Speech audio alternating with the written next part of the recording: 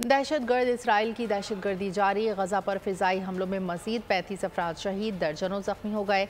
शुमाली गजा में बैतुल अहया और Jabalia camp पर बमबारी से 17 अफराद शहीद।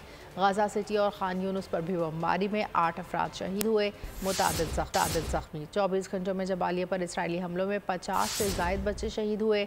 शुमाली गजा का मुहासरा मजीद सख्त, 1 लाख अफराद खुराक और पानी से महरूम हैं। दहशतगर्द इसराइल की दहशतगर्दी जारी।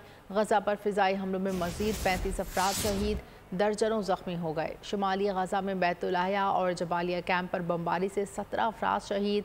गजा सिटी और खान यूनुस पर भी बमबारी में 8 अफराद शहीद हुए, मुतादिद जख्मी।